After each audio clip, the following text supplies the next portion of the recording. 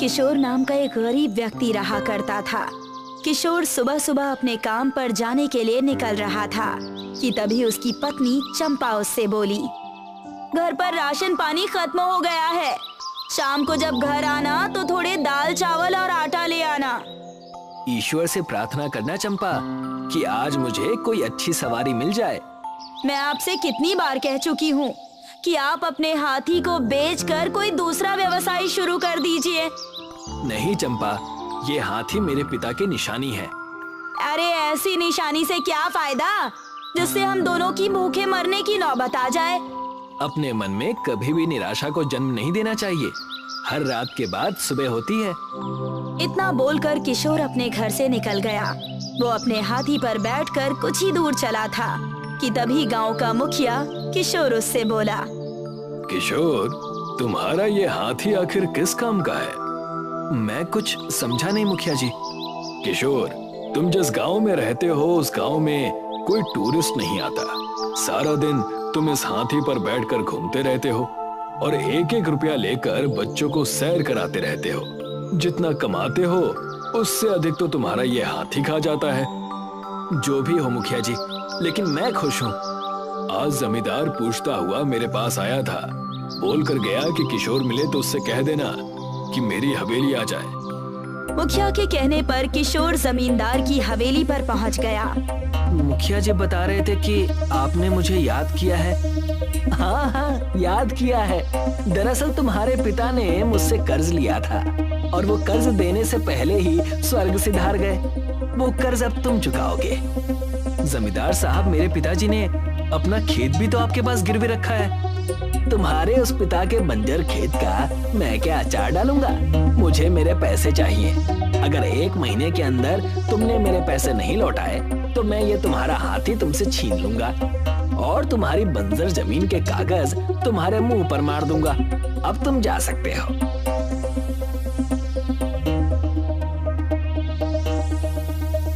अरे रतन, तुम अचानक? क्यों जीजा जी, मैं अपनी बहन के घर नहीं आ सकता? अरे नहीं रतन, ऐसी कोई बात नहीं है। अचानक तुम्हें देखा ना, इसीलिए ऐसा पूछा। क्या बात है जीजा जी, आपके चेहरे पर ये चिंता कैसी? अब तुम्हें क्या बताऊं, पिताजी ने जमींदार से कुछ पैसे कर्ज में लिए थे और बदले में अपना खेत उसके पास गिरवी रख दिया था। आज जमींदार ने मुझे बुलाया और कहा कि अपने पिताजी का कर्ज मुझे चुकाना होगा। अगर मैंने 1 महीने के अंदर उसका कर्ज नहीं चुकाया तो वो मेरे हाथी को, यानी कि मेरे पिताजी की आखिरी निशानी को भी मुझसे छीन लेगा। जहां तक मैं जानता हूं जीजा जी, आप कभी भी हिम्मत नहीं हारते। तो आप आराम से सो जाइए, हम सुबह इस मामले को सुलझाने का प्रयास करेंगे। रतन की बात सुनकर किशोर मुस्कुराने लगा। अगले दिन जमींदार के पास मुखिया आकर बोला, जमींदार साहब, क्या किशोर आपके पास आया था? हाँ, आया था। जैसा तुमने कहा था मुखिया, मैंने वैसा ही किया। बहुत अच्छा किया जमींदार साहब। आप नहीं जानते कि उसके पास जो हाथी है उसकी कीमत बाजार में कितनी हो सकती है। देखो मुखिया, तुम्हारे कहने पर मैंने उसे 1 महीने का समय तो दे दिया है, लेकिन कहीं ऐसा ना हो कि वो 1 महीने के अंदर अपने पिता का सारा कर्ज मेरे मुंह पर मार दे और मेरे हाथ से उसके पिताजी की गिरवी उपजाऊ जमीन भी चली जाए, जिससे हर वर्ष मुझे लाखों का फायदा होता है। चिंता मत कीजिए जमींदार साहब, मुझे पूरा विश्वास है कि किशोर 1 महीने में वो रकम आपको नहीं दे सकता। आखिर वो कमाता ही कितना है, और मैंने तो सुना है कि कभी कभी उसके घर में चूल्हा तक नहीं जलता। मैं आपका और भी लाखों का फायदा करवाऊंगा। इतना बोलकर मुखिया वहाँ से चला गया। इधर रतन अपने जीजा किशोर से बोला, जीजा जी, मेरा जो ढाबा है, आप वहाँ काम क्यों नहीं करते? नहीं रतन, मैं अपना गांव छोड़कर नहीं जाऊंगा। जीजा जी, आप समझते क्यों नहीं? आपका गांव सुंदर पहाड़ियों पर बसा हुआ है, मगर फिर भी यहाँ पर सैलानी नहीं आते। आपका हाथी इस गांव में किसी काम का नहीं। तुम चिंता मत करो रतन, मैं कोई ना कोई उपाय ढूंढ लूंगा। रतन वहाँ से चला गया और किशोर रात के समय गहरी सोच में डूब गया। किशोर की पत्नी चंपा किशोर से बोली, अब आप क्या करेंगे जी? अगर 1 महीने के अंदर आपने जमींदार को पैसे नहीं दिए तो वो आपके पिता की आखिरी निशानी भी आपसे छीन लेगा, जिससे आप सबसे ज्यादा प्रेम करते हैं। मैं इसी बात को लेकर परेशान हूँ चंपा। मुझे समझ में नहीं आ रहा कि जमींदार मेरे पिताजी की गिरवी रखी हुई खेत को बंजर क्यों बोल रहा है। जरूर हमारे गांव के मुखिया ने उसके कान भरे होंगे। आपके खेत से उसे लाखों का फायदा होता है। क्या ऐसा नहीं हो सकता कि हम उसके पैसे चुका दें और आपका खेत आपको वापस मिल जाए? चंपा की बात सुनकर रतन गहरी सोच में डूबते हुए बोला, जो मैंने सोचा है, अगर उस सोच में मैं सफल हो गया तो ऐसा बिल्कुल हो सकता है। वो कैसे? कल बताऊंगा। अगली सुबह किशोर जंगल से बहुत सारी लकड़ियां काट कर ले आया और लकड़ियों को काट काट कर तांगे का आकार देने लगा। चंपा, आओ मेरी मदद करो। चंपा अपने पति किशोर की मदद करने लगी। 2 दिन के अंदर ही किशोर ने एक सुंदर बड़ा तांगे का बॉक्स बनाकर तैयार कर दिया। इसके ऊपर एक सुंदर पेंट करना रह गया है ताकि ये और अधिक सुंदर दिखने लगे। चंपा ने उस लकड़ी के बॉक्स को रंग बिरंगे रंगों से रंग दिया। किशोर ने उस लकड़ी के बॉक्स को हाथी के पीछे ठीक वैसे ही फिट कर दिया जैसे कि घोड़े के पीछे तांगा फिट होता है। ये तो बहुत सुंदर दिखने लगा है जी। इस तरह से तो आप अपने हाथी से घोड़ा गाड़ी का भी काम ले सकते हैं। हमारी आमदनी बढ़ जाएगी। आपका दिमाग तो कमाल का है जी। नहीं चंपा, मेरे मन में तो कुछ और ही चल रहा है। जब रतन ने अपने ढाबे पर काम करने के लिए मुझसे कहा तो मेरे दिमाग में तभी एक योजना आई थी कि क्यों ना मैं अपने हाथी पर इस तरह का बॉक्स बनाकर चलता फिरूं और एक चलता फिरता ढाबा खोल लूं।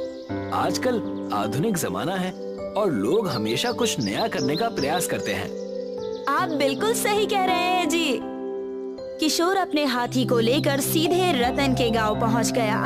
रतन बुरी तरह से चौंकता हुआ किशोर को देखकर बोला, अरे वाह जीजा जी, आपने तो कमाल कर दिया।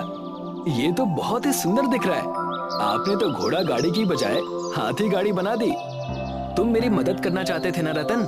मैं चाहता हूँ कि तुम मुझे अपने ढाबे से कुछ अच्छा बना कर के दो। मैं तुम्हारा बनाया हुआ भोजन अपनी इस हाथी गाड़ी पर बेचूंगा। शाम तक जो भी मुनाफा होगा आधी आधी बांट लेंगे। अरे जीजा जी, आपका ये हाथी ढाबा तो दौड़ेगा। और हाँ, मैं सिर्फ भोजन ही नहीं बनाऊंगा बल्कि अब आपके हाथी गाड़ी पर बैठकर लोगों को अपने हाथों से भोजन खिलाऊंगा भी। रतन ने बहुत स्वादिष्ट व्यंजन तैयार कर दिए और बड़ी ही सुंदरता से रतन की हाथी की बग्गी में सजा दिए। किशोर रतन को बैठाकर हाथी को लेकर चल दिया। वो कुछ ही दूर पहुंचा था कि तभी उसे एक खड़ी हुई बस दिखाई दी। बस का कंडक्टर किशोर के पास आकर बोला, अरे भाई, तुम्हारे हाथी गाड़ी से तो बड़ी ही अच्छी खुशबू आ रही है। कंडक्टर साहब, ये एक तरह का ढाबा है। अगर आप चाहें तो भोजन का स्वाद उठा सकते हैं और अपनी सवारी को भी यहाँ पर लाकर उन्हें भोजन खिला सकते हैं। कंडक्टर तुरंत अपने सवारियों को वहाँ पर ले आया और वो सब अंदर बैठकर भोजन का आनंद उठाने लगे। एक ग्राहक खुशी से बोला, बहुत ही स्वादिष्ट भोजन है, मजा आ गया। पहले इन पहाड़ों पर जब बस खराब हो जाती थी तो घंटों भूखा रहना पड़ता था। अब तो ये समस्या भी खत्म हो गई। मैंने इसमें अपना मोबाइल नंबर भी डाल दिया है साहब। आपको कभी भी बुलाना हो तो आप बस फोन कर दीजिएगा, मैं तुरंत पहुंच जाऊंगा। कुछ ही दिनों में किशोर का हाथी गाड़ी ढाबा आसपास के इलाकों में प्रसिद्ध होने लगा और दूर दूर से सैलानी सिर्फ हाथी गाड़ी ढाबा में बैठकर भोजन का आनंद उठाने के लिए किशोर के गांव आने लगे।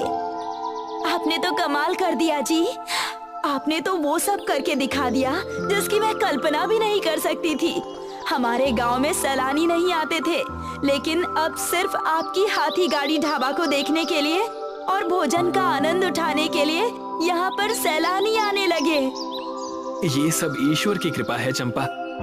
जीजा जी, आपकी मेहनत को भी नजरअंदाज नहीं किया जा सकता। आपके दिमाग का जवाब नहीं। आज जो भी सैलानी आता है सिर्फ आपको ही पूछता हुआ आता है। ऐसे ही 1 महीना बीत गया। जमींदार साहब, आपके चेहरे पर ये क्रोध क्यों झलक रहा है? बकवास बंद करो मुखिया। मुझे लगता है कि मुझे तुम्हारी बातों में आना ही नहीं चाहिए था। क्या मतलब?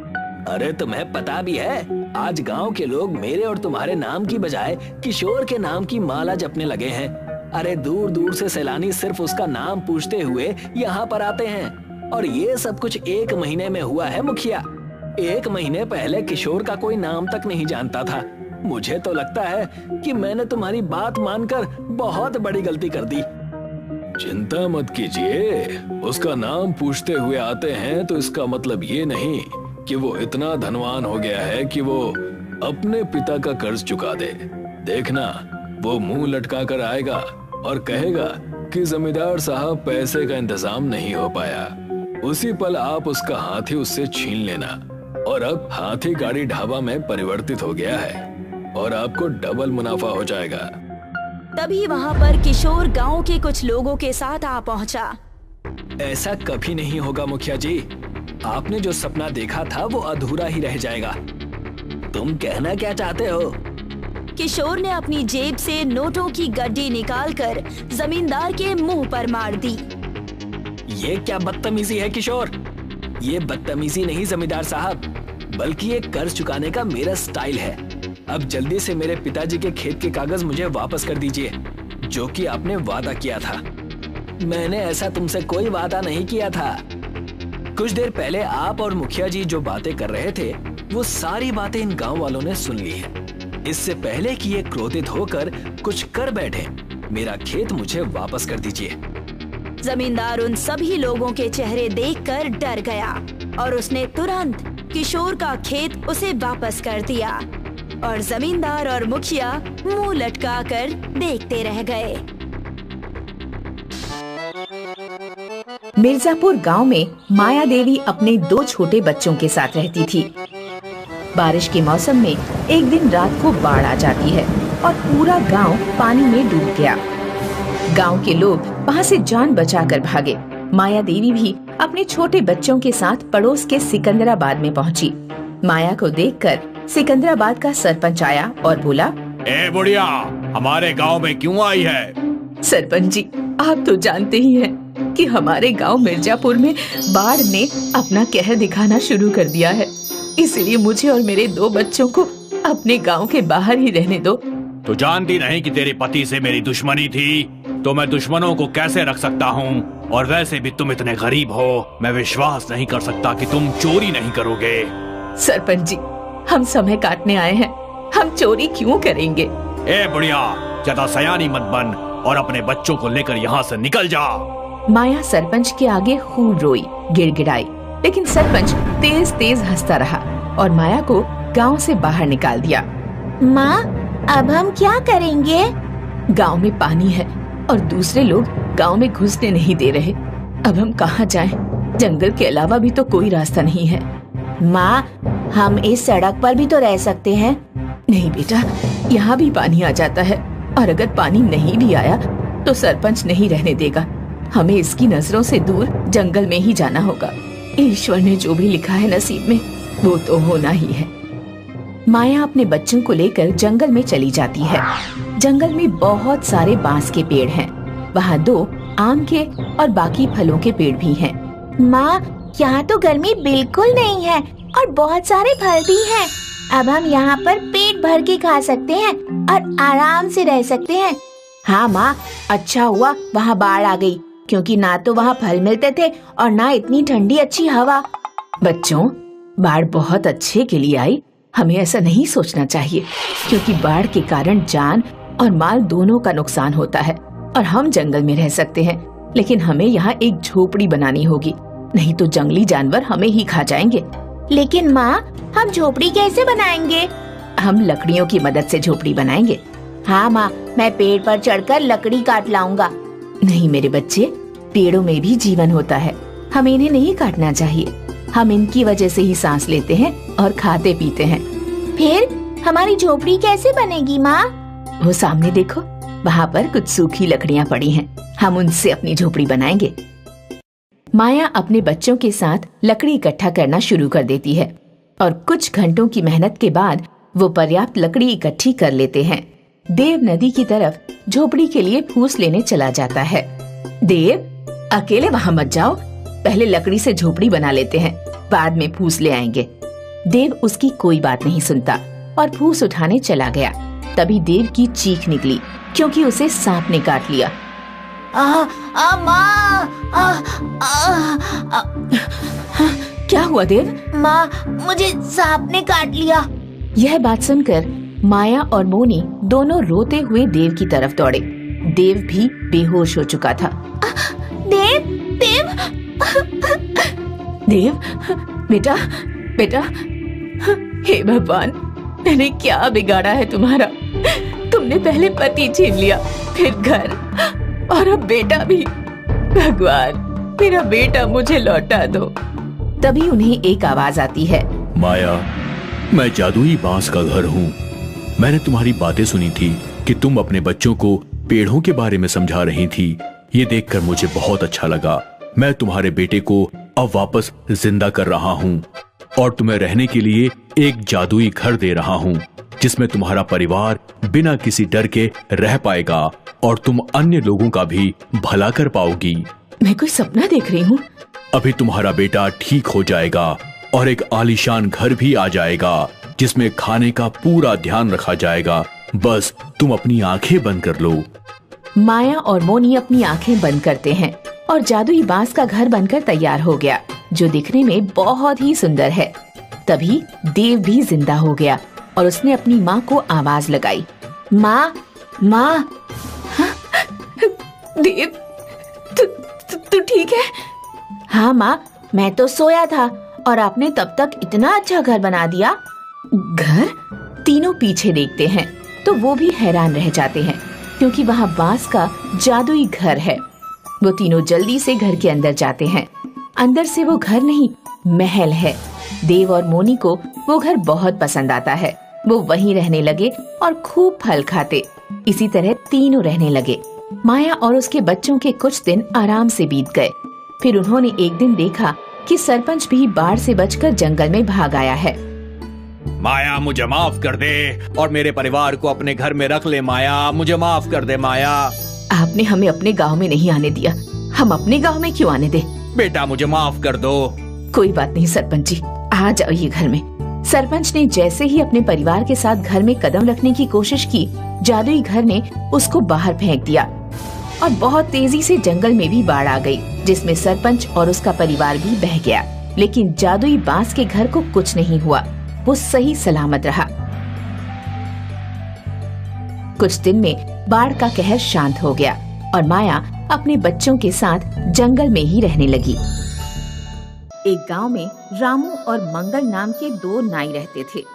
दोनों की दुकानें आमने सामने थी। रामू सरल स्वभाव का और एक दयालु इंसान था।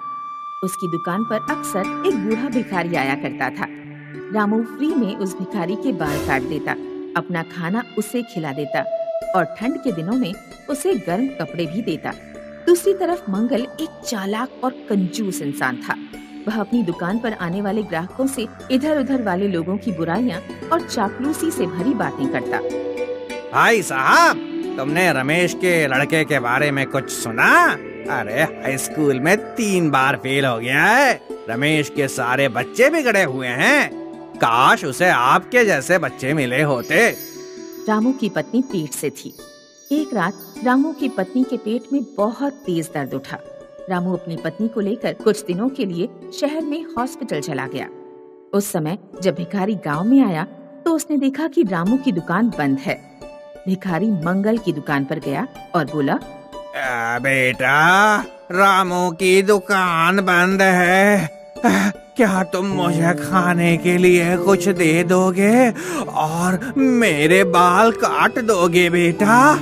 अरे बड़ो, क्या तुम मुझे रामू की तरह फालतू समझते हो? मेरी दुकान पर हमेशा ग्राहकों की भीड़ लगी रहती है और मैं बहुत व्यस्त रहता हूँ। तुम्हारे बाल काटने का समय मेरे पास नहीं है और वैसे भी अगर मैं तुम्हारे गंदे बाल काटूंगा तो मेरे हाथ और औजार गंदे हो जाएंगे। रही बात खाने की, तो मैं खाना होटल पर जाकर खाता हूँ। अब निकल लो यहाँ से, मेरा टाइम बर्बाद मत करो। कुछ दिनों बाद रामू जब अपनी पत्नी को शहर से लेकर लौट रहा था तो उसने देखा कि बूढ़ा भिखारी सड़क पर गिरा हुआ है। रामू ने अपनी पत्नी को घर भेज दिया। बूढ़े भिखारी को कंधे पर डालकर गांव के डॉक्टर के पास लेकर पहुंचा। मैं इन्हें होश में नहीं ला पाऊंगा। शारीरिक कमजोरी और लगातार कई दिन भूखे रहने के कारण इनके शरीर में खून और ग्लूकोज की कमी हो गई है। तुम्हें इन्हें हॉस्पिटल ले जाना पड़ेगा। रामू अभी अभी हॉस्पिटल से अपनी पत्नी की डिलीवरी कराकर आ रहा था। उसके काफी पैसे खर्च हो चुके थे। रामू के पास भिखारी को हॉस्पिटल में एडमिट करने के पैसे नहीं थे। अगर बाबा को हॉस्पिटल में एडमिट कराना है तो एक ही तरीका है, मुझे घर या दुकान में से कोई एक चीज गिरवी रखनी पड़ेगी। घर गिरवी रख दूंगा तो पत्नी और बच्चों के लिए परेशानी होगी। दुकान ही गिरवी रख देता हूँ। कुछ दिन ज्यादा मेहनत करके दुकान को छुड़ा लूंगा। रामू ने अपनी दुकान गिरवी रख दी और बूढ़े को अस्पताल ले जाकर उसकी जान बचा ली। लेकिन जब रामू गांव लौट कर आया तो उसने देखा कि मंगल ने रामू के बराबर में ही अपने बेटे के लिए एक और नाई की दुकान खुलवा दी है। गांव में 3 दुकानें हो जाने के कारण रामू का धंधा बिल्कुल ही मंदा पड़ गया। एक दिन रामू मंगल के पास गया और उसने विनती की। मंगल भाई, क्या तुम अपने बेटे की दुकान कहीं और शिफ्ट करवा दोगे? मैंने एक भिखारी की जान बचाने के लिए अपनी दुकान गिरवी रख दी थी। अगले 2 महीने में मैं अगर रकम नहीं चुका पाया तो मेरी दुकान हमेशा के लिए मेरे हाथों से निकल जाएगी। क्या मैंने तुमसे कहा था कि भिखारी को हॉस्पिटल में एडमिट करवाओ और उसका खर्चा उठाओ? मेरा बेटा कहीं दुकान शिफ्ट नहीं करेगा। तुम्हारी दुकान तुम्हारे पास रहे या ना रहे, मुझे इससे कोई मतलब नहीं। 2 महीने बीत गए और रामू दुकान छुड़ाने के लिए पैसे इकट्ठे नहीं कर पाया। बनिया उसके घर पर आकर धमकी दे गया कि अगले सप्ताह तक अगर पैसे नहीं मिले तो रामू अपनी दुकान भूल जाए। रामू बहुत चिंतित था। उसे अपना भविष्य अंधकार में नजर आ रहा था। एक रात रामू को एक सपना आया। सपने में उसे वही बूढ़ा भिखारी नजर आया जिसकी उसने जान बचाई थी। रामू, तुम जैसे नेक दिल लोग दुनिया में बहुत कम हैं। बहुत साल पहले किसी ने मुझे वरदान दिया था कि मरने के बाद मेरा शरीर सोने में बदल जाएगा। मेरी उम्र पूरी हो चुकी है। कल मैं तुम्हारे दरवाजे पर आऊंगा। तुम मेरे सर पर एक लाठी मारना, मेरा शरीर मरकर सोने का बन जाएगा। उसके बाद तुम अपने घर की आर्थिक स्थिति आसानी से सुधार पाओगे। अगले दिन जब रामू सोकर उठा तो रात में आए सपने के बारे में सोचने लगा। रामू को नहीं लगा था कि उसका सपना सच होने वाला है, लेकिन तभी उसे सामने से बूढ़ा भिखारी आता हुआ दिखाई दिया। नहीं, मैं किसी के सिर पर डंडा मारकर उसकी जान नहीं ले सकता। तुम किसी की जान नहीं ले रहे हो। मैं वैसे भी मरने वाला हूँ। जाते जाते मैं बस तुम्हारी थोड़ी मदद करना चाहता हूँ। रामू ने कपकपाते हाथों से भिखारी के सिर पर डंडा मारा। भिखारी का शरीर जमीन पर गिर गया और सोने का बन गया। मंगल उस समय दुकान पर जा रहा था। उसने यह सब देख लिया। मंगल की लोभी बुद्धि ने सोचा, लगता है सुबह के इस समय कोई विशेष मुहूर्त होता है। अगर इस समय कोई घर के दरवाजे पर आए, भिखारी के सिर पर डंडा मारकर उसे मार दे तो उसका शरीर सोने का बन जाता होगा। मैं एक नहीं 3 भिखारियों को बुलाकर उन्हें मार दूंगा और उनका शरीर सोने का बना दूंगा। फिर मैं रामू से 3 गुना ज्यादा अमीर बन जाऊंगा। उस दिन शाम को मंगल मंदिर पर गया और उसने 3 भिखारियों को अगले दिन सुबह सुबह अपने घर पर आने का निमंत्रण दिया। मैं हर पूर्णिमा को गरीब लोगों को खाना खिलाता हूँ। कल सुबह 7 बजे अगर आप तीनों मेरे घर पधारेंगे तो मुझे आपकी सेवा करने में बहुत खुशी होगी। बेचारे भिखारी अगले दिन खाना खाने के लिए मंगल के घर पहुँचे। हमें आपकी आंखों पर पट्टी बांधनी होगी। दरअसल ये एक रिवाज है। मंगल, उसकी पत्नी और उसके बेटे ने तीनों भिखारियों की आंखों पर पट्टी बांध दी और फिर जोर जोर से उनके सिर पर डंडा मारने लगे। भिखारियों की चीख पुकार सुनकर गांव के लोग मंगल के घर पहुंचे। तीनों भिखारी मर गए, लेकिन किसी का शरीर सोने का नहीं बना। गांव के प्रधान तक ये बात पहुंची कि मंगल ने 3 भिखारियों की हत्या कर दी है। मंगल पर मुकदमा चला और उसे फांसी की सजा हो गई।